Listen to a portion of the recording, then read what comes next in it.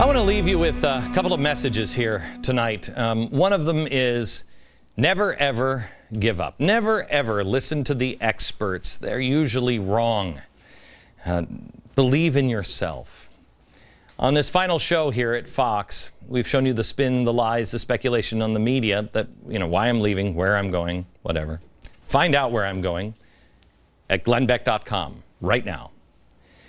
I am leaving because, as I said on my radio program this week, I have given up on admiring the problem. I've given up on the problem, in fact. I am focused solely on the solution. They're making their plans. What are you doing? I'm a dad, too. I am not going to wait around and wait for anybody in the media. Nothing's going to change unless you and I roll up our sleeves and we become part of the solution. And part of that is don't ever allow anyone else, even me and anybody, anyone, tell you what the truth is. Don't allow that. Don't take it as gospel because it's not gospel.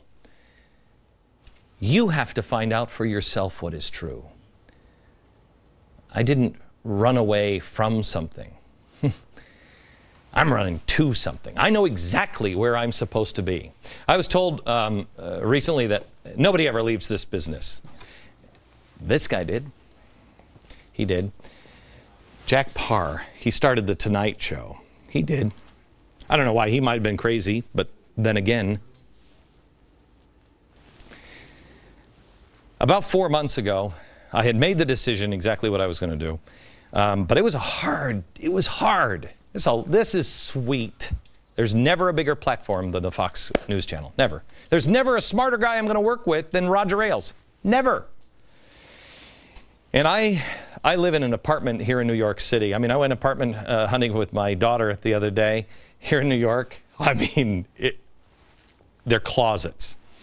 And usually rat-infested closets. I live in a nice apartment here in New York. And it was so surreal because I went home that night after I had seen Spider-Man like the 400th time. And Bono happened to be there. And I was sitting there with my wife at Spider-Man. And understand, I am no different than you. I have never in my life been the cool kid, ever. Ever. I mean, it was cool to be the cool kid for about 2 minutes. And get a text on my phone, and I just laugh. And I show it to my wife, and we're in the middle of watching the show, and she laughs. And what it said was, Bono's backstage. Would you like to meet him? I just looked at her, and I went, this is ridiculous. This is ridiculous. So we went backstage, and afterwards, we went home, and we were standing in our apartment, and I had just a second where I'm like, well, now, wait a minute, how do you leave all of this? At this point, I was overlooking the skyline of New York. Now, again, I'm a guy who, I grew up in a small town in Washington. I'm the son of a baker. In my high school yearbook, I wrote in New York City. I think I even wrote Rockefeller Plaza in my yearbook because it was my goal. Now, here I am in New York. Bono, we're hanging out, B Money, and me. Yeah, right.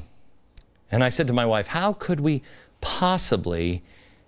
leave all of this? How could we do it? Here I am at the pinnacle. There's nowhere else to go from here. How could this be divinely inspired that we leave? We have access. We're throwing this huge platform away. Well, then I got the message of my life. I'll share that with you next.